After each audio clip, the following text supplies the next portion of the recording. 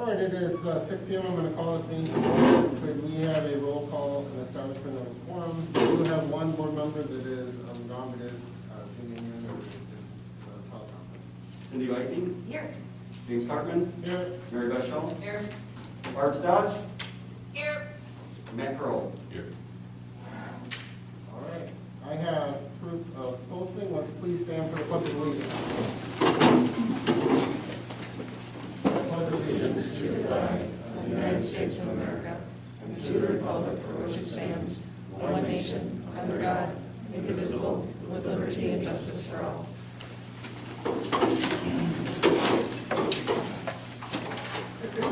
All right, we're moving on to 1.5, which is the approval of the agenda for tonight. Okay, are there any questions? Okay, hearing none, we will call the vote. Mike? Yes. Barb? Yes. Mary Beth? Yes. Cindy? Yes. Matt? Yes. And I'll vote yes as well. We're on the 2.1, which is elected officers to take root.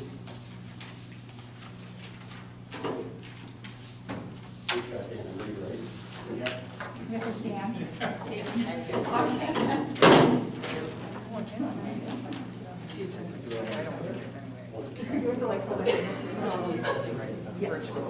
All right, you guys read it together? Let's do it together. Okay, let's do it together. So I, Angela M. Wolf, having been elected to appointed to the office of Wisconsin High School District Board Member, but have not yet entered upon the duties thereof, swear or affirm that I will support the Constitution of the United States and the Constitution of the State of Wisconsin, and will faithfully discharge the duties of said office to the best of my ability. So help me God. Yeah.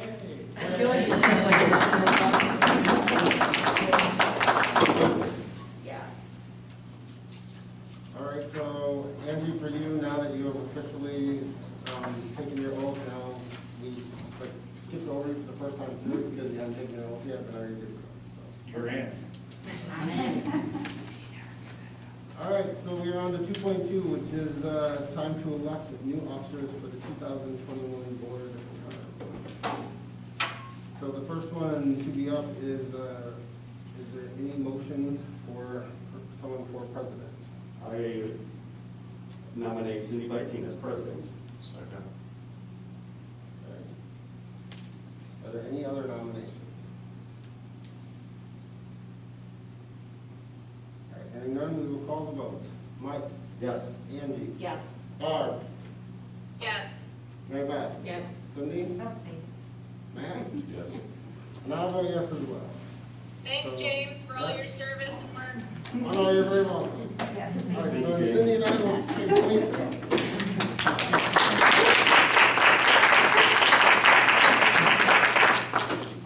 Oh, I don't want to be late. There you go. All right, thank you, everybody. So moving on, we will go ahead and I will ask for a nomination for vice president. I will nominate Barb Stotts for vice president. Second. Thank you. We have a motion for Barb Stotts. Is there another motion for vice president? And do we have another nomination? Hearing none, we will take a vote. Mike? Yes. Angie? Yes. Barb? Abstain. Mary Beth? Yes. James? Yes. Matt? Thank you. All right. Welcome, Barb. Thanks, guys. All right, moving on to clerk. Do I have a nomination for clerk? I'm going to nominate Mike Wagner because he's done such a fantastic job of filling in his clerk duties for me. All right, we have a nomination for Mike for clerk. Do we have another Oh, do we have a second? Second. Thank you. And do we have another nomination? And do we have another nomination? Hearing none, I'll call for a vote. Mike? I'll abstain. Angie? Yes. Barb? Yes? Mary Beth? Yes. James? Yes. And Nick? Yes. And I'll say yes as well. And then going on to treasurer. Do I have a nomination for treasurer?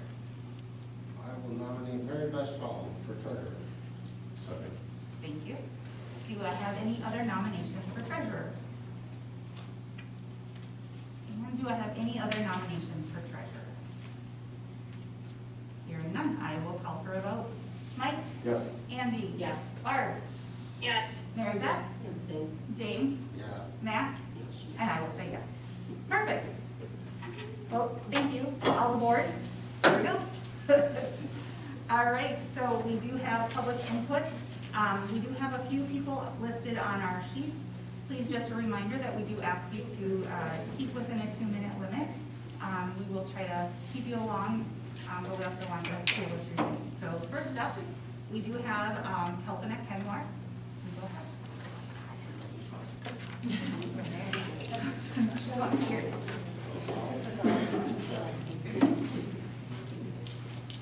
Cindy, I'll be your time. Thank you. Good. Yep. All right, hello. Okay, this is about the insurance plan, so I just wrote something up. We've had a year marked with constant changes. We learn new ways to teach. We help students navigate through all these changes through the year. At the end of a year like that, we are essentially being offered an insurance plan that feels like we are being asked to sign up on a pay cut. Yes, there will be backfill for a year, but then it would probably be a pay cut. At least that's how many of us are perceiving this. Just 10 days ago, one of the options was to renew our current insurance plan, which teachers overwhelmingly opted for based on our survey that we corrected through the union and the responses sent to Cheryl notes by teachers. But last week, that option disappeared with the high deductible and HSA being the only options available. Teachers have told us that a bad insurance plan will be reason enough for them to seek employment elsewhere. You may stop the exodus this year, but it will happen. That's not a good way to retain staff. In this year, when we are building a multi-million-dollar school building with the argument that it will reduce the district's expenses, and at the end of this pandemic year, the teachers feel that we are being asked to take a pay cut. So all I ask is let's find a way where we can work together to benefit the district and listen to the staff. Thank you.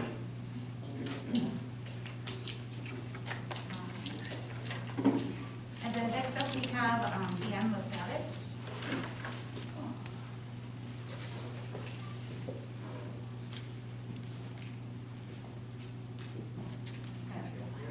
Thank you for letting me speak. I'm one of the newer members to the union and new to this district. And I do appreciate everything that's being done in the district, but I also agree with Kalpana and most of my fellow staff members that several things. This has been a trying year. We understand that the board has a budget to meet, but we feel that we're being asked to shoulder the burden of meeting that budget through a change in our insurance plan. That's quite significant. And you know, again, we do understand that the offer has been made to backfill the deductible, but at the same time, I have personal experience having worked in a district that's usually a one-year deal. And then in year 2, it's like, well, here come up with your $3,000 or $1,500 deductible, which is quite a significant expense for most of our families. And it's a trade-off. I personally accepted this position that was significantly lower.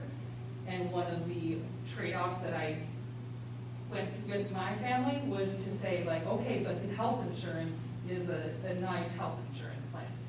And I don't think that there are any, well, there are people that don't have these issues, but I know for most families, given that it's a $0 deductible plan, as in you start paying the minute you have to pick up a prescription, there are very few families that are not going to see a significant expense because you're going to be paying for every penny of those first prescriptions. So even if you don't visit the doctor, you're going to incur those expenses, and it's going to happen every year because that's the way they design those plans. So I would hope that the district would consider or reconsider their plan and maybe even push this off for a year if possible to give the district and the staff time to put together something else. So thank you. Thank you. All right, and then we have Becky now. I really have to go on there. No, No, you don't. Well, here I'm gonna say it here the whole time. My anxiety is zero. I'm like, oh my gosh, yeah, thank you. Becky, I'm really sorry, but if you could come up, Mary Beth has a hard time Very hearing. tough. Okay. Sorry. Very much. I want to hear you. Okay. Can everybody else turn around? No, just- Okay. First of all, I just want to tell tell you, like, I have been poring over these numbers like crazy because, and this is not my expertise, like, really. I am a fourth grade teacher.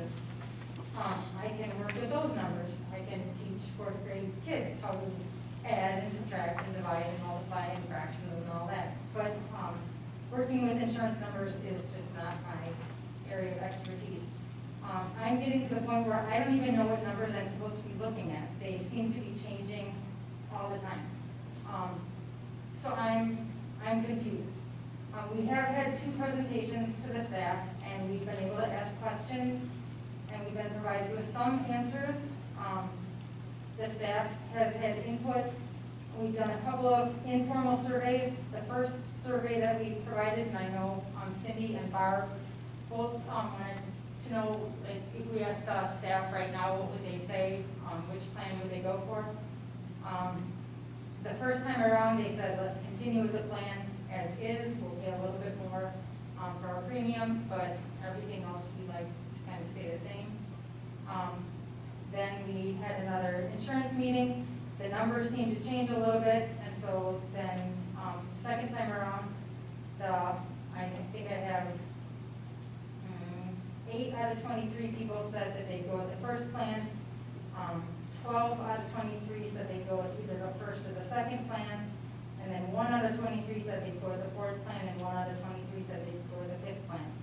So we're asking, we're talking, we're trying to have a conversation with people, but sometimes when we get information like late on a Thursday afternoon and we're trying to teach from 7:30 or 8 until 3:30 or 4, we just don't have that time to have those conversations or communicate with each other. And then it's the weekend and we're beat, and you know, and this is a pretty important decision. It's affecting our families, it's affecting our finances, and we just hope you take that into consideration when you're making your decision. That you're playing with a lot of people's lives here, so it's pretty important. Can I have a follow-up question? Thank you. Could you go back over those, the 1 out of 23, and what were the ones that they selected? So, 8 out of 23 chose to continue with 1. 12 out of 23 chose 1 or 2. 1 out of 23 chose 4. And 1 out of 23 chose 5. And that was the second time around. The first time around, it was 58 out of 59 chose number 1. But again, numbers changed, and we had different information. Thank you. And that's kind of an informal survey. It wasn't. Sure. So, I'm not a survey taker. Understand, thank you. Again, not my area of expertise. All right, thank you. Those are the ones that we had signed up. All right, moving on.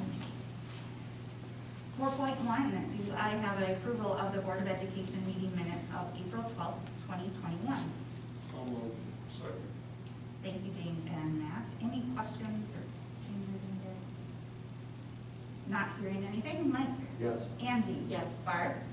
Yes, And Mary Beth? Yes. James? Yes. Matt? Yes. And also yes as well. 5.1, do I, it looks like we'll have our discussion and our presentation. I was just getting in a roll. Yeah. So, take it away. Yeah, we have Chris. All right, hey Chris, Jordan here. Why don't you go ahead and take it away with updates? Thanks, Jordan. So not a whole lot today. I know we're going to have a lot of really good information here in the next couple of weeks. We are receiving pricing and we're finalizing all of that. We're obviously going to meet with the school, make sure that everything's in line, but everything's coming in for that. We are planning elementary school groundbreaking here shortly. More information will come through Jordan on that, as well as a summer coordination meeting with the school. We want to make sure that the site is safe, so we want to make sure we coordinate all of our access to the building and make sure that, again, everyone is on the same page as far as making sure this is a school first and a construction site second. So we're going to have all of those work behind the scenes, and then we're going to be meeting as well, looking at the existing theater and what work that can happen there. So I know today's been a short meeting or a short update. We will have a lot more information once we can get everything finalized and over to you to review. Thanks, Chris. Board members, any questions for Chris? Excuse me, or PSI? Keep up the good work. Yeah, thank you, Chris. All right, thank you, guys. Thanks, See Chris. everyone again.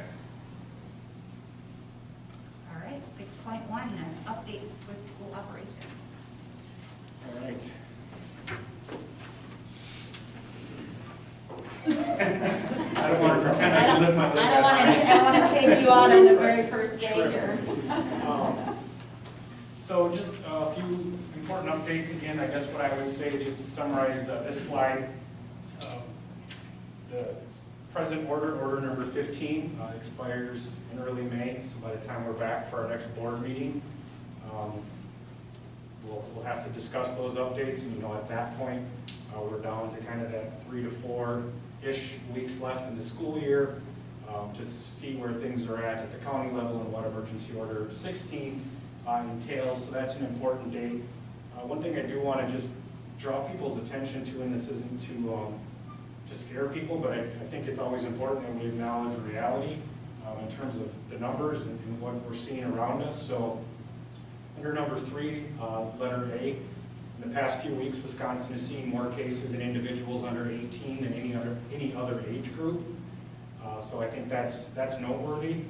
Last week, we received a letter from the pediatric providers in the state of Wisconsin. They mentioned this increase in cases in kids, and here was kind of some of their bullet points.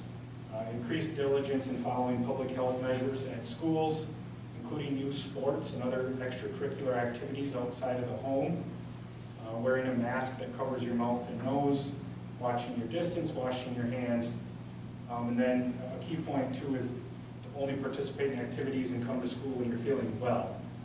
And the other piece that they highlighted, and this is now that we've had, in some cases, there's been a lot of districts in the state that have been open since September 1st in other regions, and really the data is pointing to the fact that the classroom itself is not creating outbreaks and cases. It is the less structured areas, and that's why they reference specifically extracurricular and co-curricular settings, where you kind of feel like it's safe to let your guard down. Naturally, you want to take your mask off because you're physically exerting yourself, and that is what they're attributing to. Of the last, I want to say it was 17 outbreaks of younger individuals in the state. They had attributed at least half of those to extracurricular events. So I just want to point that out, just as something that we're trying to remain aware of, cognizant of, and even though it's of course tempting, the weather's getting nicer, at least for today and tomorrow. We want to be outside, we want to take our mask off. I think there's times and places for that, but at the same time, we've worked so hard with the protocols that we really want to finish this last 6 years of the school year, 6 weeks of the school year on a positive note. So we're hoping not to jeopardize that through any sweeping changes anytime soon, because it's kind of like we've made it this far. I think we can make it through the rest of the year with some of those measures. But those are just a couple things I wanted to point out from the Dane County snapshot. Go ahead, Bev. Same as it has been, and as you'll see, the numbers, locally are still encouraging. Katie will talk about that later. Go ahead,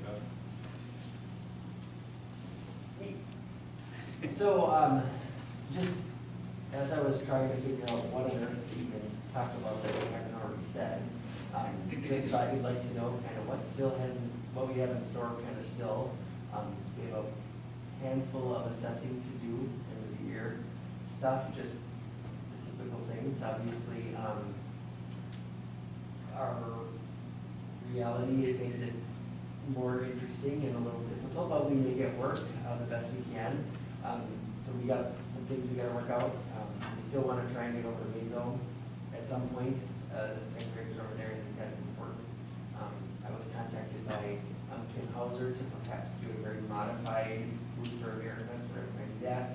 We're contacted about senior walkthroughs, so all these things are just in motion as we have however many weeks, 7, 6, 5, whatever it is. So a lot happens in a very small amount of time, which is good and bad, I suppose, depending how you look at it. So that's what we got coming up at Black Earth. And then the next slide, Bev, is just again kind of where we're at with in-person and online students. Any questions for me? Thank you, sir. Bet. No major changes at Mazo Elementary. Things are still rolling along and going well. Our students are currently in the middle of forward testing across the board. A number of our hybrid students, or our virtual students, actually came in last week to take their forward test. So we're getting that done. And like Scott, a lot of planning at the end of the year, things in progress. So any questions for me? Thanks, Dale. I'm done with COVID, so I just decided to focus on events. Things are going well, and we're moving forward. So we've got testing starting tomorrow. And we're doing large group testing in one gym for grades 6, 7, and 8 this week. We have spider testing next week for grades 9 and 10, also in the north gym. AP testing starts next week. Goes for 2 weeks, May 3rd and 14th. Last week of seniors is the 21st. Elementary walk and graduation practice, May 27th. Senior prom, May 28th. Graduation, May 31st at 1, with the rain date being Saturday, May 30th at 1. So a lot of these events will be impacted by the May health order, on what they will look like. So for example, AP testing, as I distributed an manual last week, I have to have 8 feet between each test taker, which changed my plans for where I was going to test, because I now have to spread them all farther. But so like things like that just kind of make last minute planning a little crazy. But we plan to be busy, obviously, in the month of May. And it's gonna fly. Any questions for Liz? Katie? Hi. Hi. So just kind of going through the typical data we've been seeing, Wisconsin is in the 37th spot in the US right now. We've been hovering in the 30s, and staying pretty consistent overall. We had been seeing an increase, and after the last time I talked to you guys, we kind of hit a peak. We leveled out a little bit, stayed pretty steady, and now we're starting to see a decline, and I'm hoping that decline increases will continue. But that's just in the last maybe week, we've started to see those trend a little bit more down. So we're in the 600s, 667 for the case average right now. And that percent positive is at 3.8%, so that's below 5. That's what we want to see. Thank you. Looking at the states, the counties, overall the state level is still considered high for COVID. Our area, we're high technically still. We are seeing some counties along the Minnesota border that are very high, which isn't surprising since Minnesota is having a pretty large outbreak in COVID right now. So is Michigan. Those are pretty high. And when you look at the states, Illinois is having a little bit too. So we're kind of surrounded. So the fact that those haven't impacted us as much is really encouraging to see. When you look at the hospitalization rates, overall, we're kind of staying pretty steady. Some areas are growing, some are shrinking, but in general, we've stayed pretty steady for hospitalizations in Wisconsin right now. And there's pretty good amount of bed space, ventilators, and all of that. So looking at Dane County is similar to Wisconsin. We actually followed along pretty much the same path as them after the last time I talked to you guys. We peaked a little bit. You can see that when they did this report came out last week. Their case count was 76, so we went up a little bit from that April 12th. But now we're down to 62.7 right now cases for the 14-day average. We are seeing an increase in hospitalizations, but that's kind of expected after a peak. Hospitalizations are kind of a delayed metric, they call it, and so you'll see those increase for a little bit after you start seeing a decrease in the cases. We are having a 1.1% positive in Dane County right now. A lot of that has to do with the testing at UW, but in general, we do a lot of testing in Dane County, so it's encouraging to see that number low. The one I was gonna point out too is that current infection rate, the R0 value. Last time I talked to you, it was over 1. Being at 1 means that each person that has COVID would infect one other person, so you kind of stay steady. You'd have the same amount of cases. So to see it below 1, hopefully we'll start decreasing cases even more, but since it's really close to 1, we're still kind of in that evening out period. Oh, you're having about 1 person infect one other. So hopefully we'll continue to see that number decline as we move forward. You can go to the next one. So looking at Black Earth and Mazo, the census tract data, we only had 6 cases over the last couple weeks. We've been doing pretty good in our area. We've had a few times where we've had outbreaks, but lately it's been pretty good. Our percent positive is still a little bit high, but that continues to be decreasing, so that's pretty good too. The Wisconsin Heights School District, again, this is anybody who lives in the district, not just people that go to school here. There's only been 2 cases in the last couple, and they do it by week. So in the last week, there's been 2 cases, which is a little bit higher than we've had. Recently, we had 0 and we had 1 before, but it's really not a bad place to be either. So what does that mean for the 7-day average cases per 100,000?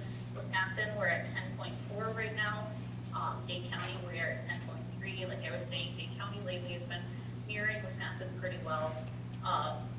Black Earth and Mazo area, we're actually, the census tract data put us at 4.8 cases per 100,000, and Wisconsin Heights School District data put us at 4.6, which that's pretty low. So the exciting pieces to share is vaccinations. We have almost 2.5 million doses that have been given in Wisconsin. And we're getting close to 2 million people that have completed the series. That's pretty awesome numbers. 42.1% of Wisconsin has at least 1 dose. And then looking at Dane County, we've done over 300,000 people have started the series, and over 225,000 have completed the series, which is, and that means 57.6% have at least 1 dose in Dane County. And looking at their numbers, the really cool part was it was like 92 or 93% of those 65 and older have been completely vaccinated. So that was really nice to see. They did a really good job of targeting that population and getting those at high risk vaccinated. For our staff, everybody that wanted to get vaccinated has gotten both doses of their vaccine. There's a handful of people that are waiting or choosing different paths, but most of them have gotten it that wanted to do it now. And that is 92.6% of our staff have been vaccinated, and they're all done at this point too. And then the cool thing that's been happening that I've been getting a lot of notifications for is students that are 16 and older can also get vaccinated. And we have had 56 that started the series, and we've had 13 that have completed it. And of the population that is 16 and older, that's 37.1% of them have started and have at least 1 dose. And we had like 10 of them just happen. It was really fun coming home to that, coming back. Said like only a public health nurse. List of things that are exciting in life.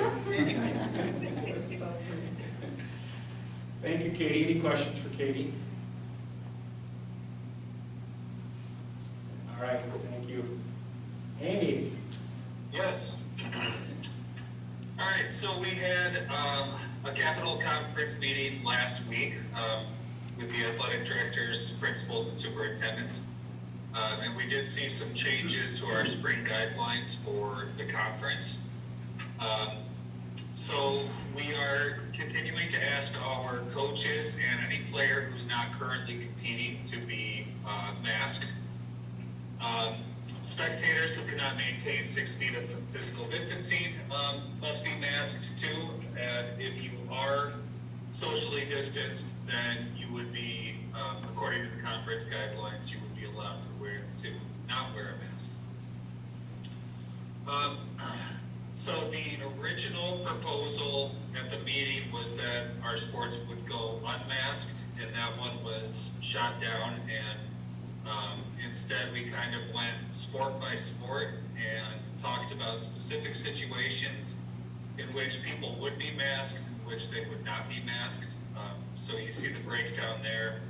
Soccer, obviously, one that, you know, is much more difficult to remain socially distanced. There's a lot more contact between kids, so that was one where when the ball is in play, the kids would still be required to be masked. And then in other sports, you know, when we can assure that there is social distancing, then there would be, we recognize that there would be times when it would be safe to have, to not have a mask on. So for instance, track, you know, when, you know, you're getting ready, you're warming up, and then when it gets to the race time, you know, when we get to on your mark, then athletes would be able to take their face coverings off, so that we're not in a situation where a kid is running a 3,200 or a 400, you know, difficult races with their masks on. Baseball and softball has some pretty specific ones where the infield, anybody on defense, aside from the catcher, would not wear a mask until there was a runner on base, at which point they would be asked to mask up. So some unique guidelines. Again, the point of them was to not make just a blanket statement that we are going to not require masks at all in competition, and balance that with, you know, the recognition that there are instances in which kids can be unmasked during athletics and have it still be safe. So this is all very new, very experimental. It's something that the athletic directors, we're gonna get together next week to talk about, you know, now that we've got some competitions going, what does it actually look like in practice? Because we're discussing all of this in theory, and we'll see how it plays out and make adjustments as necessary.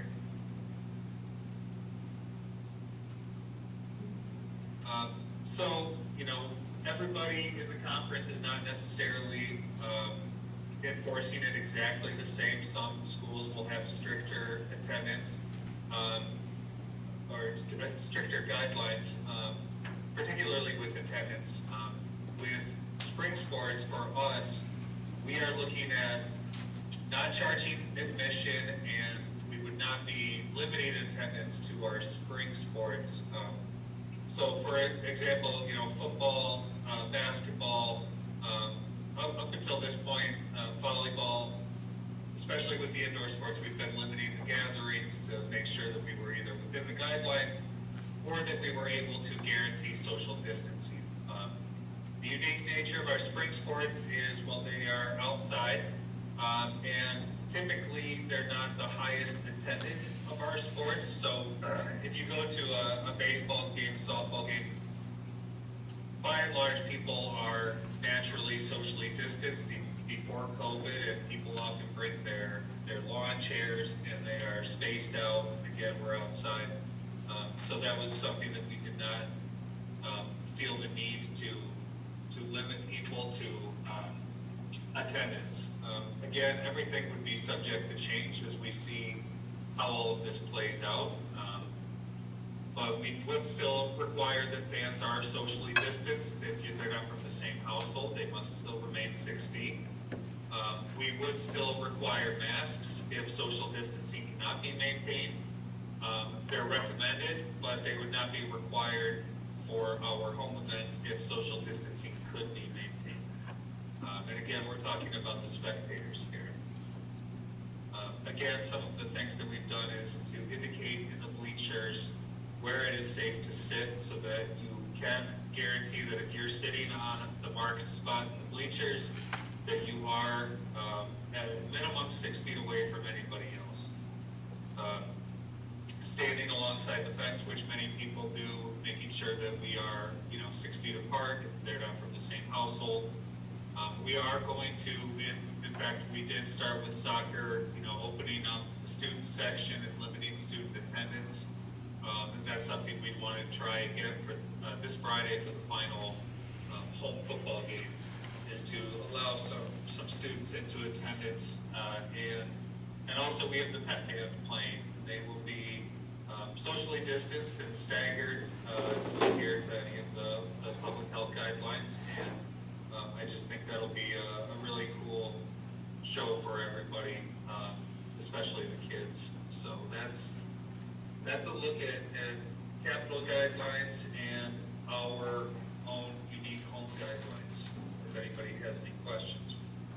Anyway, Andy, for football, like for Friday night, typically we have to respond with how many we're gonna have per player for kids that are, or for fans that are coming. Now, with all the other away games, we're definitely seeing a lot of these fans that come that aren't kids' parents. Is there a way, if we were to have, all the parents are signing up and we have extra tickets, can we open that up to these parents that are willing to drive the hour and a half, 2 hours to come see a game, if we're not maxing out our passes per se? Are you talking about who's driving an hour and a half? There's a lot of fans coming down to the away games because they're not allowed at the home games. I shouldn't say a lot, there's a select few, but if we're not maximizing the tickets that are allotted for the players, can't we open that up to some of these fans that really are diehard fans that are willing to drive that far, and we're not maxing out our limit?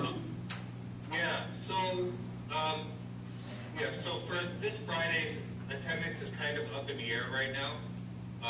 So my estimate is that we could get 225 people in the stadium between the bleachers and the fence, socially distanced. So what we would look at is, Heights roster has 29 people. If we allow four per student athlete or coach, that would be 116 people for Heights, which is about half the attendance there. So depending on what Wani Walk would bring and what people sign up for, then yes, there could be room for more people to attend. So that'll take, a little bit of time to figure out, Wani Walk's roster and attendance, and then a little bit of estimating. But yes, that would be possible.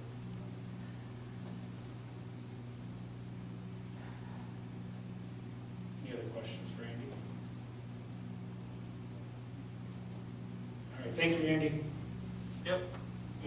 Food service updates from Rebecca. Bold print there, second bullet. Draw your attention to that.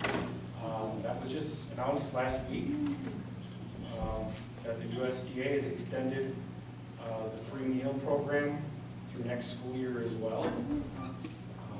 So that obviously is big news. It's something that we talked about a little bit during our operational planning meeting, but that'll be something that as we look forward to next school year, the communication of that once again to families and to students to understand that by virtue of participating in that, they are no way, shape, or form taking away from someone else. And from a district standpoint, with these meals being free, the more participation we have, that is the source of revenue that we have, is from these federal programs. So we certainly want to encourage people to take advantage of that, because if they do not, well, then we generate no revenue through our food service program with the meals being free for next year. So just a very important thing to point out. And one thing that Rebecca, and I had seen this in a couple of announcements at the elementary level at the very least, so I'm assuming there might be a little confusion, is if you take milk with breakfast or lunch as a part of a full meal, the milk is free. If you're taking milk a la carte just to grab it with something else, then you have to pay for it, because that's not a part of the federal program that's making it free. So, may seem trivial, but critical. So, just want to point out that difference so people understand kind of the difference and why that is. If it's a part of a full meal, it's part of the program. If it's not, it isn't. But as I said, that bolded bullet point there is big news. So we will make sure we communicate and share that news with families leading up to next school year as well. Really just to kind of summarize, trying to bring a most unique school year ever to some semblance of closure here in the next 6 weeks, but then simultaneously looking forward to next school year and addressing a lot of critical items and things that, 15 months ago, we probably wouldn't have thought we were going to be having to engage in these conversations. But as we said from the beginning of the pandemic, it'll present some challenges that we would rather never have to deal with, but it'll also present some opportunities where we learn some things and we grow and we find ways to be even better at what it is we do. So we're trying to kind of capitalize on that. And really, it's still focusing when I talk about June with school improvement planning and then professional development for next year is to connect the dots and to make sure that that coherence with those items that we've talked about for 4 years as to being our kind of our most essential pieces with school improvement planning and professional learning communities and the teams. It's making sure that we continue to connect those dots to make it very clear and to support staff members in their growth in those areas. So you can look for some updates at the end of the year. Buildings will be providing updates on May 28th, I believe it is our last in-service of the year. And then we will bring those updates to the board in June as well. So any questions on the presentation? I have a question about food service. Do we know any numbers this last 4 weeks of being full on site, of if our numbers have increased for lunch or if they stayed the same as past years or anything? Cheryl? Actually, they bounced back to about what they were before COVID. Good. I was just curious if people were taking advantage of it or not, or still bringing their cold lunches. Some of them still do. Yeah. Any other questions? All right, thank you.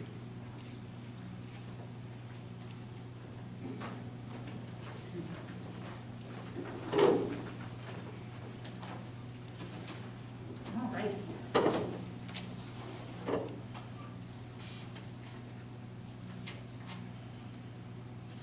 One second, I was looking at a different.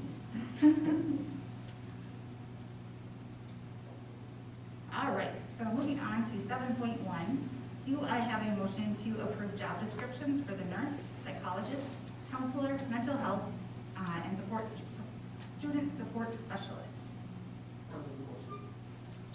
Thank you, Mary Beth and Matt. Any questions or? Hearing none. Mike? Yes. Angie? Yes. Barb? Yes. Mary Beth? Yes. James? Matt? Yes. And I'll say yes as well. Moving on to 8.1, insurance.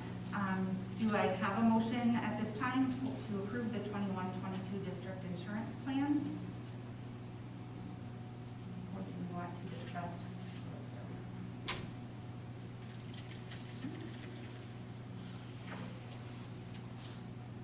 I think that there's certainly a big change here, and it's kind of weighing on all of us.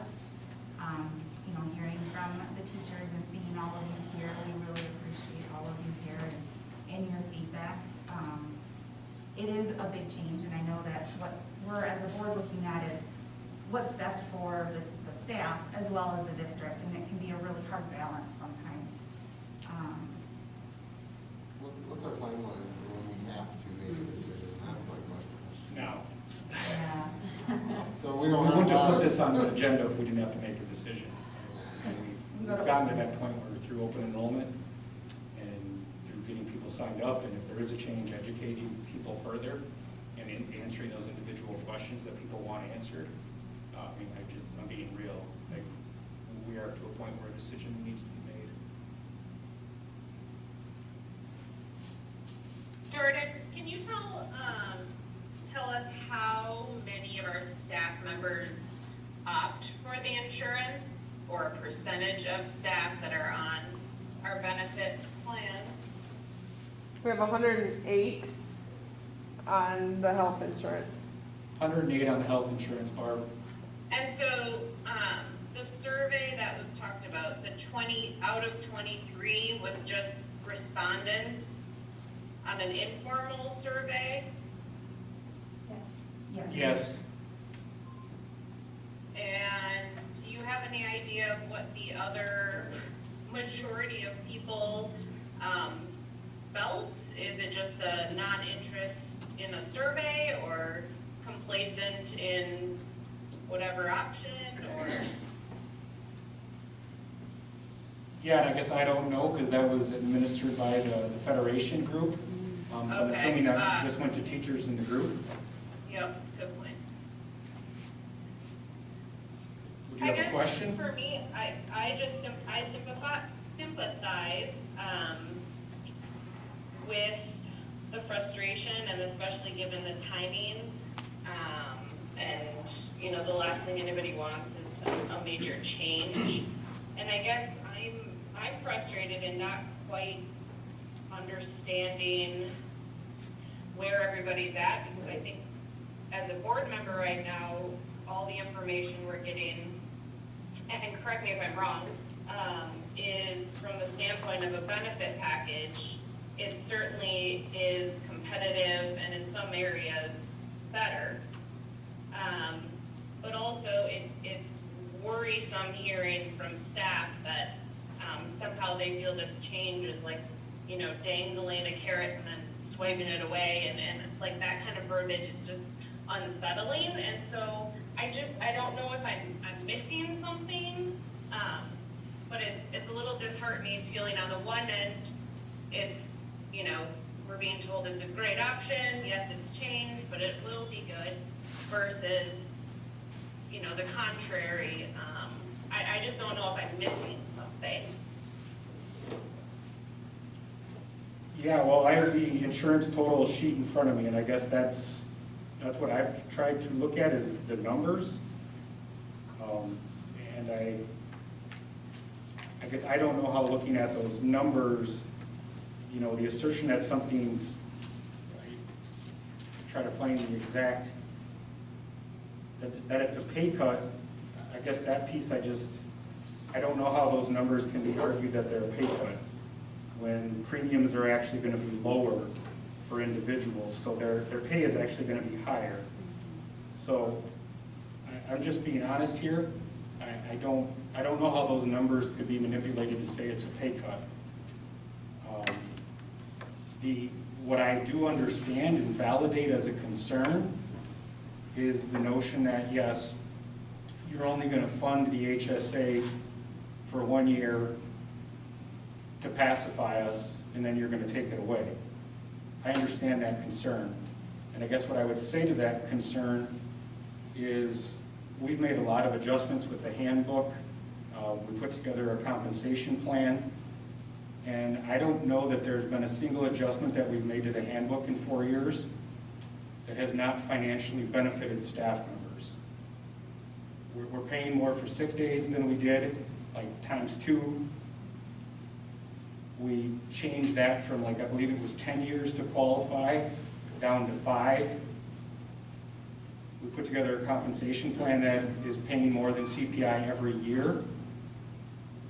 So I guess where I'm struggling is the assertion that somehow this leadership has done things to this group of teachers that is asking them to balance the budget or take pay cuts, because everything that we've done for 4 years, as far as I know, has done the opposite.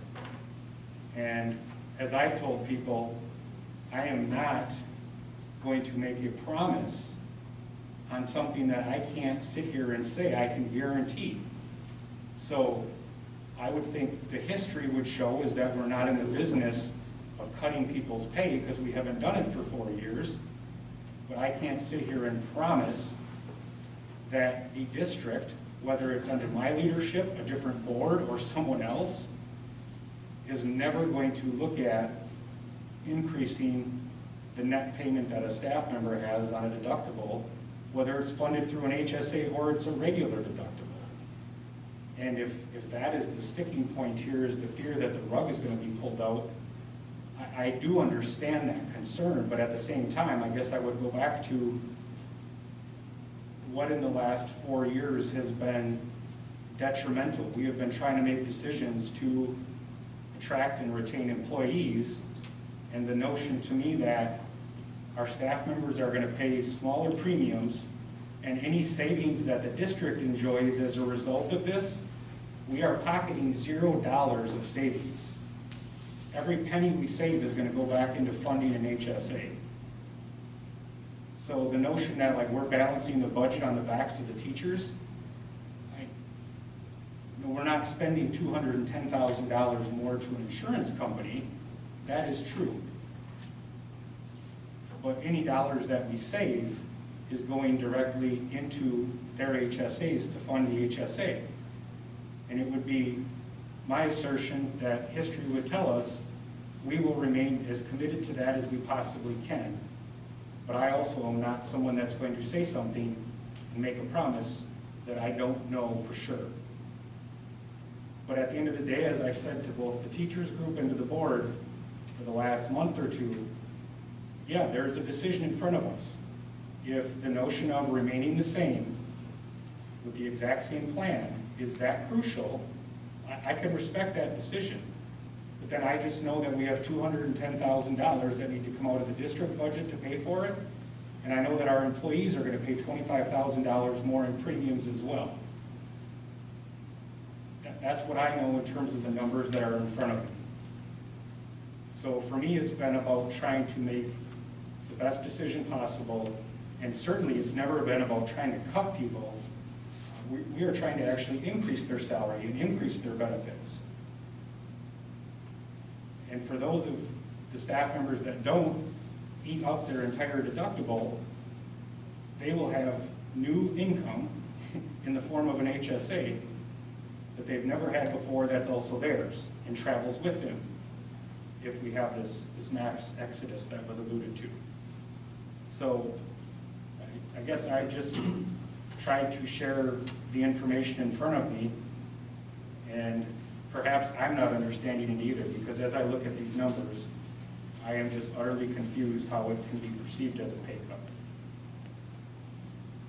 Well, I think it's also a double-edged sword, because you have this $210,000 that you need to come up with this year. Let's say, you know, we stay with the current plan and we pay that out. Next year, it's gonna come back full circle again. You know, my previous employer, I had 100% paid health insurance, but working there came to be self-employed. It's a good razor blade. I mean, it really is. But you know, at my previous employer, you know, every year we were told, you know, we're going up 18%, we're going up 20%. They keep paying that, and then eventually they got to a point where they couldn't pay those kind of premiums to keep the same kind of plan. So I mean, it's almost like it would be really in the inevitable. You know, and I think to do it this year, and like I said, it's probably going to be the double that next year. It's going to kind of keep going up and up. And I mean, as a family of 6, I totally get the deductibles and everything. And I've had to deal with all of these different health plans before, and they're not fun to have to change from what you're used to for so long. But I think in the world of everything medical these days with COVID and everything else, I mean, I think that we just kind of need to take what's best for, you know, everybody and kind of meet some kind of middle ground with that. And, you know, I think at least there's 2 different plans to be offered versus saying this is your only plan and whether you take it or leave it. You know, so I mean, and they are confusing. They are very confusing. But yeah, so I think we're just kind of at a point where if we don't kind of take action now, we're just, like I said, we're kind of prolonging the inevitable, and we're going to be having this discussion probably next year too.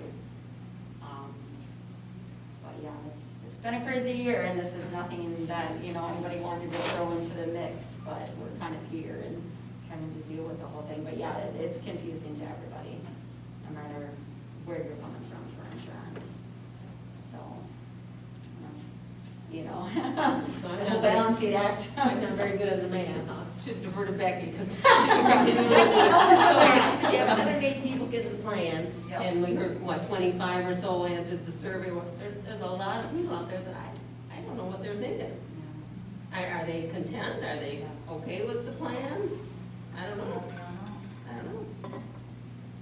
Jordan, Brandon or Cheryl, have you guys talked about what a plan would be to put the money from the district into the HSAs at all yet? Or is that a conversation for later yet? Well, we certainly talked about it, I guess, in terms of working out the details of that, though, until we know that this is going to happen. We weren't going to engage any deeper than, I mean, the goal of that would be is to get that money to staff members. I mean, some portion of that money to staff members in July. We've also discussed, as someone brought up, prescriptions, the possibility of a hardship program for staff members that have significant prescriptions. So actually backfilling their HSA potentially earlier, because yes, until you reach your deductible, you would be paying for those, but then once you reach your deductible, it's covered at 100%, unlike co-pays that we have presently. So yes, those are things we've talked about, but until we know which direction this is going, there's some things that we don't have the time to plan for everything if we don't know what's going to happen. Yeah, just was curious if there had been any further talk about Can I ask a question, or is that like not allowed? We are kind of past that, but if you can. Well, I just had a question about, I think, for me personally and several of the staff that I've spoken with, initially there was talk of the increase, to stay the course, right, was 14%. And so that kind of came out to, I want to say that looking back at it, somewhere around the neighborhood of like $22 for a family plan for an employee. And in our most recent information that was provided for us, like late last week on Thursday, when Jordan had shared what was going to happen tonight, that number went from $22 to $157 for the employees. And I'm assuming it's something similar for the district. And I think that there was huge confusion on my part. I'm like, wait, where did that number come from? Because we were I was understanding all the way along that the increase that the employee was going to pay was going to be 22. Obviously, the district was going to have their portion, and it was a 14% increase. But that number comes out to something like 82% increase. So I think there's that issue as well that I was wondering. All right, thank you. Cheryl, can you speak to that at all? I can.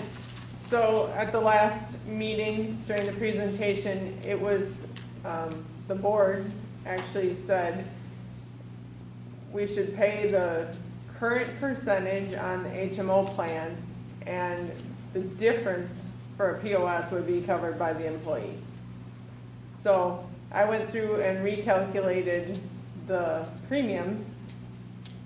I took the amount that is the 87.4%, sorry, of the HMO plan, got that amount, and that's what I deducted from the POS to get the employee portion. Did everyone follow me? That's for the POS then at the renewal. Yeah, so that's what Deanne is referring to, is if they went with the POS plan, the premium jumped up from the previous presentation because of the difference in what was suggested that we do. Because we said point of service would cost a little bit more for our employer because they were wanting more individualized service for that, for the POS. To allow them to go out and But we thought most of the employees would take the HMO because they already were using that type of service. So the presentation we received, is that what was presented the second time then to the staff? Is that how that works? Correct. Okay. So I just did a couple really quick numbers because I'm also not the best. So if we went with, let's see, if we stayed as is, the district would be charged $210,000 additional. If we go to the HMO HSA, the savings we do have is $234. However, if all 108 people take the insurance, we're paying out more than what we're saving. So in the end, the district is still paying more this year than what we're saving. So I mean, $2,000. Oh, 2,000? See, that's my quick math didn't work out. So. Oh, I think I missed the AA stuff, so thank you, Cheryl, appreciate that. So I think that's an interesting point, though, is that, you know, if we do change this, the district isn't saving a bunch of money this year, we're still paying just as is. This would be done to keep the cost the same Correct. as it basically was this past year.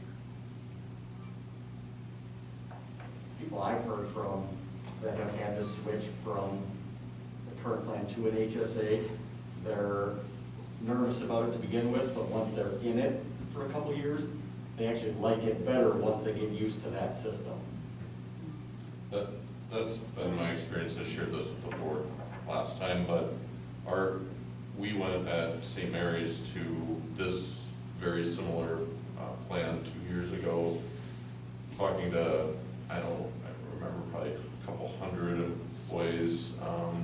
It was a lot of the same reaction. A lot of people, even being in healthcare, didn't completely understand it at first, and then had to chew through the different ideas and wrap their head around it and things. And now we're 2 years out from that. I know Stoughton's Medical Center does a very similar thing, and one of my other friends at another medical center, and I'm just going from what I know, but every time they've switched to something like this, there's been, a lot of nervousness about it, and I understand that. I didn't really understand at all how it covered each other until I had to sit down and tease through it.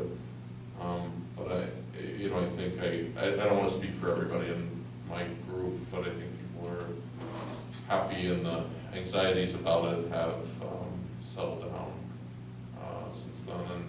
And so I think the process of deliberating this is an anxious, anxiety-causing process. I understand that, but I also think Cheryl and Jordan and everybody that's analyzed this, I think, are making decisions that make sense to me, and I think what Angie said about the inevitability of some aspects of the old plan, I think that's true myself. So I guess I mean, I'm not probably going to make a motion to vote, but I'm in agreement with the way that we're going, but I think only because if other people want to talk more, but. I'm just curious, do we have anything in the handbook about, well, I guess first off, do you know offhand, like an annual broker fee that we pay? The broker fee that we pay is for our COBRA administration. There's nothing for the health insurance. And so I think going forward, it would make sense if, it's my understanding that the last few years we've used the same brokerage firm, and while it's all fine and dandy when it's always 0% or 1% under, I do think it's meaningful to get a second opinion or to see what else is out there. Not to say that 14% is completely outlandish or the only ones this is happening to, but at the same time going forward, I think there are elements of remaining competitive as far as that's concerned, and whether other companies can do that for us. Just throwing that out there. We have had 2 different brokerage firms since I have been here. But on an annual basis, we usually only get one. On the brokerage piece of it, our broker goes out and gets bids from other insurance companies. So I'm not sure if you're talking about the brokerage firms or if you're talking about quotes from other insurance carriers. I guess I'm implying that different brokerage firms may do different type of negotiating. I'm not an expert in this realm at all. So correct me if I'm wrong, but I just think that that's one area that maybe a different brokerage firm can get different quotes. But I don't know. I would agree with you.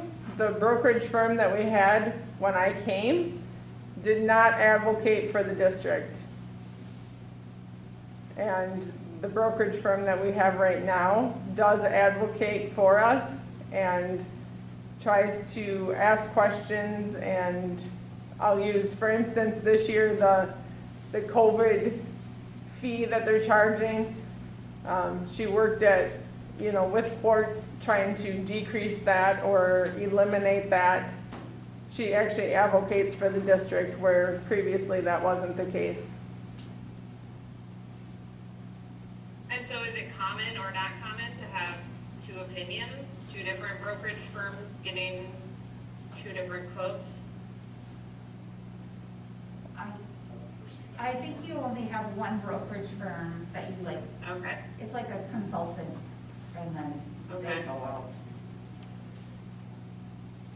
Having a different broker is not going to give us a different renewal for the insurance piece of it. They're still going to look at our experience the way it is. Just by a different brokerage firm asking for those numbers, it's not going to change. Does that make sense? Yes.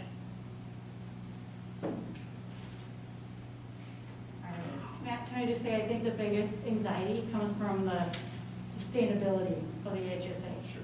I think that's where the biggest anxiety, at least for me anyway. Jordan, can you talk at all about stability? I guess I'm not understanding, because it would be your money up every year that you're gonna be putting into that program. Yeah, no, so the assertion, and like I said before, I fully understand this concern, is that the first year it's backfilled to keep the deductibles, the net deductible, let's call it, that's coming out of individuals' pockets, the net deductible, same. So for this year, what's being proposed is that what the district would provide would keep that net deductible the same, the $250 to $500. The concern is that next year, the district comes back and says, sorry, we're not going to fund it. Yeah. So like I said, I understand that, and I guess that has never been my line of thinking. And I hope that these other things that we've done, I mean, if it ends up going that route, do speak to the fact that that hasn't been our goal, is to take money away from people's paychecks. But that, yes, that is the concern, and I understand that. And I think, I haven't been on the board for 4 years, I haven't been in the district for 4 years yet, but I think the precedents that I'm aware of, that I've seen since I've been on the board, and what I know of before I came on the board, what Jordan's alluding to, I mean, we voted on keeping the right-way bus drivers, paid during COVID, knowing that they're in the district and that we value them as citizens of the district, knowing that they might not be as active in the first part, but now that COVID's, in a way that we can use them more in more creative ways and maybe more than they were before, I think the bearings of the board are to be dealing in good faith. I believe that to be true. So I don't know what that means in the One of the thoughts I guess I was having after, kind of that sustainability is, if, going this way, the premium is gonna be lower, so if that money is put aside into that HSA automatically, it's like you're not having that extra, you're not paying any, it's not feeling like you're paying extra, but you're ultimately saving money because it's tax-free. And then, come next year, you're gonna have that lump sum then, whereas if we would just go right out of the bat or wait a year, I mean, there's always gonna be, well, if you wait a year, then we can plan and plan. Well, that's why we're giving this money to everybody now, so that we can then have that year to plan, not only for us as a district, because we don't know what next year is gonna bring, nobody expected this year, and, but also for everybody else to budget a little bit as well. Because ultimately it comes down to budgeting and on your own family work and, take advantage of those lower premiums. And it's not easy. I know that. I mean, the fact that the HSA money stays with you is a big piece of it, because there are a lot of HSA plans that if you don't use it, you lose it. That's what it was at my previous employer. You know, I allocated so much money from each paycheck that went into an HSA plan. If I didn't use it before March 31st of the next year, I actually lost it. Was that a flexible? Probably a So flex. yes, probably flexing, but still, you know, the fact that it does stay with you, you know, that's the big thing. So if the district's gonna put money into this, you know, you are gonna kind of have that safety net, so to speak, coming into the next year. So at least, you know, we're not just throwing this money, you know, into these HSA and then, poof, you know, it's gonna disappear. You know, when we roll into the next year of the plan, you know, so that's a little bit more, you know, of a, I don't call it a safety net, but, you know, so that is something that's a little, you know, but yeah, it's working through it is a little tough. Well, so you bring up a good point, because, I mean, in the grand scheme of this, there's another option, which wasn't even explored because it was deemed that we didn't think that was something that would be friendly for staff members to the same extent as this, and that's an HRA, which is a health reimbursement account. I've been an employee in a school district that had an HRA. So it's the same premise, except it's the district's money, not the individual's money. So if you utilize the insurance, the district will pay through the HRA, whereas in the HSA, the money goes straight into your account. Meaning people that aren't heavy users of health care benefit from an HSA because it's their money. With an HRA, to the point of the employee concerns, well, that's all going back to the district. But we didn't even bring up that as an option because it was deemed that that's less advantageous to the employee. But I mean, as I've tried to talk about, there's only so many different things you can do to try to keep costs down. Right, and we're such a small district too that, you know, you try to come up with, you know, a couple good options versus, you know, 20 different options. You know, that can be, I mean, that would be even more confusing too. I worked at the UW Hospital for the medical school and I probably had 20 different health insurance plans that I could choose from.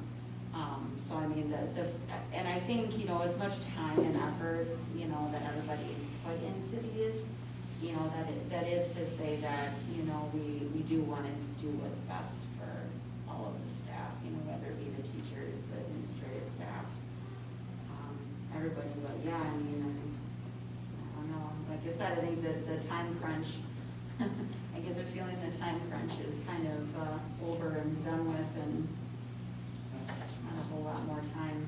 To me, I look at the numbers to me don't lie. That's why I will make a motion to approve the 2021-2022 district insurance plan. All right, thank you, Mike and Matt. We do have a motion now on the floor. Is there any other questions or comments from the board? All right. I just have one more question. Maybe we don't know this answer, but Jordan, in your meetings with other administrators, are you finding that other districts are falling into the exact same scenario as we are, where their insurance bids are coming in really high and they're having to look at other options? I mean, is this just an anomaly for us, or is this happening everywhere, or do you just not know? Well, I mean, to me, it's cyclical, and it's when you hit the number on the roulette wheel that it's your turn. And for us, we were fortunate that it wasn't our turn for 4 years. I mean, what I have heard is that, to a certain extent, courts was an anomaly this year, in that they were giving much more significant increases to their plan holders than other providers. That was another option that we explored, but the only other bid that we had was GHC. And to me, the notion of disrupting providers is more of a disruption than this. Plus the numbers, they were good for an HMO, but they were not as good when you started looking at the possibility of an HSA. But to me, to your question, I don't know the numbers, so I'm not gonna sit here and like claim that I know the number, but I mean, many districts have HSA plans. It's not as though this is unusual. I would say it's probably less normal to not have an HSA plan. And to what Angie said, the notion is, depending on your size, if you have full HR departments where that's all someone does is deal with insurance all day, well, then maybe you can offer 4 or 5, 6, 7, 8 plans. But the notion for a district of our size to have more than 2 plans ends up putting people in an impossible situation to manage all of that. Plus, our size is so small that those additional plans end up getting costed right out of the equation shortly thereafter because the plans are running at such a high loss ratio, no one can afford to keep them because there's strength in numbers in your negotiations. I do know that, you know, in my prior life at an old job, I worked with UW Health in courts, and I would go out to school districts that were changing insurance, and they were all changing to HSAs, and it was several every year that I was involved with them, and I was involved like 4 years, and so I mean, it doesn't seem to be unheard of, but this is, and those were Madison surrounding areas. All right, we do have a motion on the table. I will call the roll. Mike? Yes. Angie? Yes. Barb? Yes. Mary Beth? Yes. James? Yes. Matt? Yes. And I will say yes as well. I do just want to say thank you to all the teachers. I know that this is a really hard decision, not just for us, but a big change for you, and I appreciate you guys working through this with us. It may be a rough year, but we'll get through it, and thank you. All right, moving on to district business personnel. Unless anyone has an objection, we will combine 9.1 to 9.10. Looking at the contracts for teachers, professional services, which is our school nurse, support staff, managers, administrative assistants, administrators, co-curriculars, and extended contracts, as well as approving the resignation of Lindsay Martin and the hire of Dustin Mozart.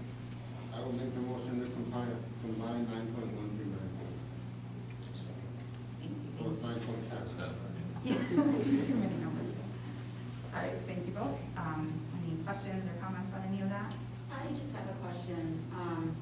So for all of the, you know, assignments, especially for like the athletics and that sort of thing, are those positions kind of put out to anybody else who may want to do them, or is it just something where, you know, the same person's been doing it for 10 years and they just automatically get, you know, renewed as the basketball coach or volleyball coach or something like that? I mean, how does that process actually work for that?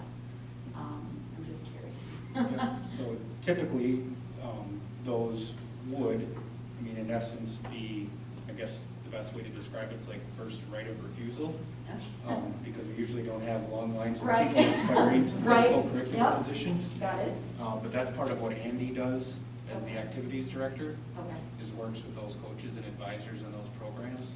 And if there were things just like we would with any other employee through like an evaluation process or something where he thought it was in the best interest to perhaps not just automatically renew, then that would be a part of that process. But that's how it works, is through Andy's leadership as the activities director. Okay.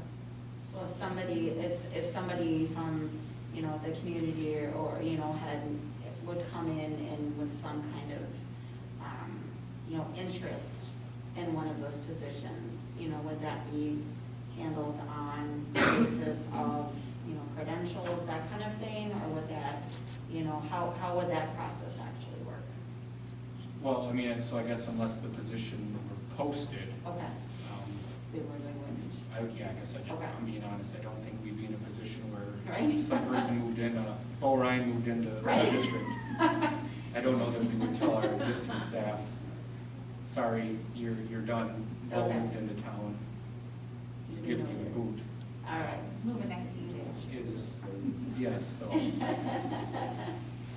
Good to know. All right. We do try to, you know, obviously, especially with coaching positions and stuff, when we're not exactly overwhelmed with candidates, we do post on our Facebook and sometimes to the paper as well, to try to reach out to the community to, you know, try to get people on board that way too.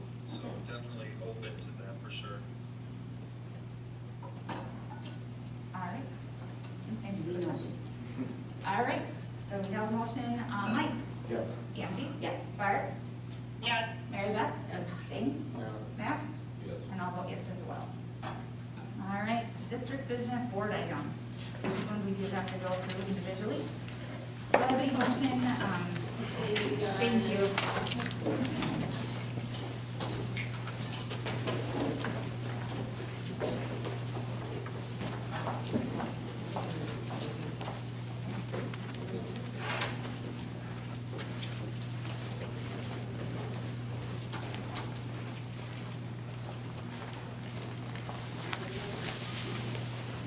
All right. Oh my God. Very nice.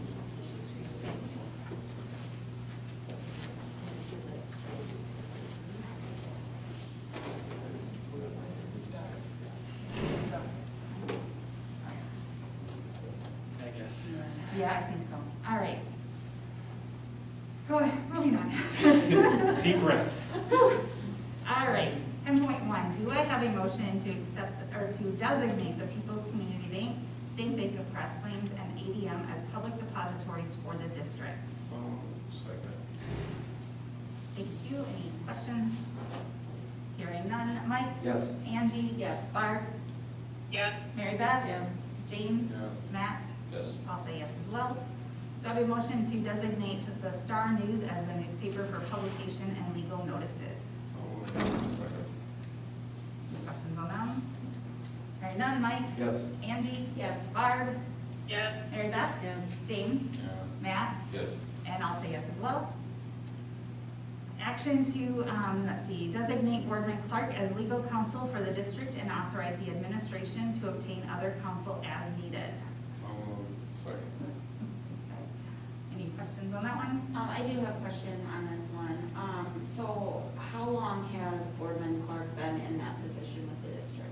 that's a great question. That is No, it was in my first year, so this will be the end of the fourth year. Okay.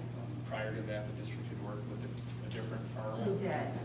So prior to that, we had like a private attorney that did not have a background in school law. Okay. And Boardman and Clark was something that almost all the other school districts were using. Yeah, I kind of did a little bit of like searching on them, so I was just curious how long we've been using them in that position.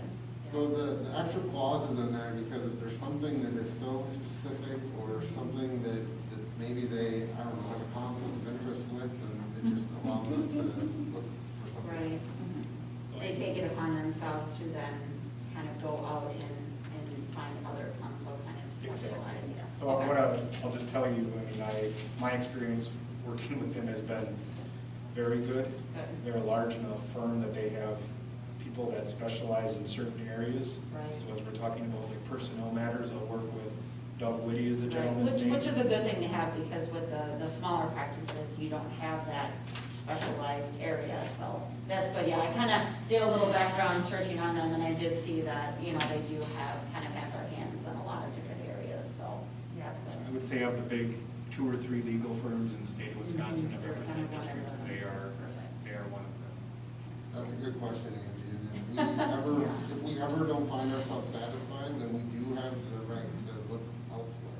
And that was how we came up with Boardman Clark. I know that, we were part of that prior board that had the other legal counsel, and it is such a drastic difference in the two firms, so it was a good choice at that time to change it. It was good, so, all right, anything else? All right, Mike? Yes. Angie? Yes. Barb? Yes. Mary Beth? Yes. James? Yes. Matt? Yes. I'll say yes as well. Do I have a motion to appoint a CESA 2 representative? Feel free, anybody, Well, I to. would make a motion to nominate Angie Wolfer. She's willing to take it. So what exactly Okay. does that entail? Yeah, That would be my first question. I'm like, I know what that kind of states, but what Yes, exactly okay. does that entail? So I have been the CESA district liaison for all my time here. And they are located in Whitewater, which is what I didn't know at the first part. That was my first error.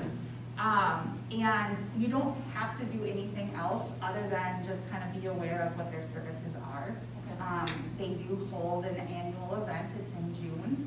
It is in Whitewater, and you meet all of the other clusters from the area, so it's all CESA 2 districts. So like we're in the cluster with Verona, Mount Horeb, us, and we have one more.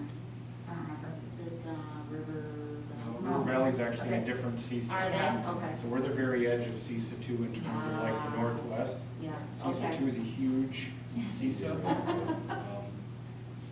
So She they, doesn't have to go to that. no, She's so okay. you don't have to go to that, but it is really fun. They are gonna try and get Jill Underly to talk at that one. But then at this board, then at each of the meetings every year, they nominate people for the Board of Control, which is an 11-member board on CESA, which is what I had been part of since I started. You don't have to do the board. Okay. It's a lot of, it's just extra, it is super, super fun. I will tell you, the people have been phenomenal. They are really, it's a great group. But other than that, Dan is really great. He started sending out monthly newsletters to all of the liaisons. So Dan's their agency administrator, which is the equivalent of a superintendent. Gotcha. Yep. All right. All righty. I like to talk, so hey. Well, there. So For the event. So yeah, it's totally up to you. So what you'll do, we'll talk later. Yes, we can Okay. talk later So about we have a nomination. Any other second, do I need to do? Who'd you get there? Jordan, did you get? For the second? I saw Mary Beth Ann. Yeah. Let's take Mary Beth. Yeah, that's seconding mine. Got to break this pattern up a little bit. I know. Do I need to do the 3 times for this one? No, I don't think so. This is just an open. All right, well then we have Angie on the table. We'll make a vote. Mike? Yes. Angie? Abstain. Barb? Yes, thanks, Andy. You're welcome. Mary Beth? Yes. James? Yes. And Matt? Yes. Awesome. All right, so committee preferences. First, I guess I was curious if there's been any comment of the way that we're working our committees right now. We went to it, was it just a year ago or was it 2? It was a year ago. It feels like it's been forever. Many reasons why it feels like forever. Yeah. So Angie, just a quick update. So the first meeting of the month is all focused on our committees. We have a chairperson instead of actually meeting separately with the committee. We actually just bring it right to everybody. The board then knows everything. We just have a chair in case there's other work that needs to be done. So Committee of a whole is kind of Yeah. what it's called, and we had done the previous way in the district for years. We just had some dialogue around, I think, the positivity of everyone kind of being on the same page and hearing the dialogue and having that out at the open meeting rather than at 5 o'clock with 2 or 3 people who then come back and try to condense 50 minutes of talking into a 30-second recap. So I think, at least I'll say from my view, this has been beneficial. Yeah. I agree. We're all on the same page. I agree. So is there a reason to have a chair now that we do it this way? Well, the reason I think it's still important to have a chair is because the board always reserves the right to go back to the committee level. And so if you did that mid-year or for whatever reason, then you would already have everything in place to just make that transition happen. When if someone has an issue, they That's have what I that think. contact to go to for that specific thing that could start the ball rolling if they have an issue. I think, yeah. I think it's good to have at least a chair for them. Doesn't mean a whole lot, hopefully, but if it ever came down to it where someone needed a contact for a certain thing, I think it's good to have that go-to person. All right. So if you have a preference for a committee, let me know, but we'll set those at our next meeting. All right. Do I have a motion to approve the board member handbook that we have reviewed? Matt? I'll second it. Thanks, James. And you gotta talk about. Take action. All right.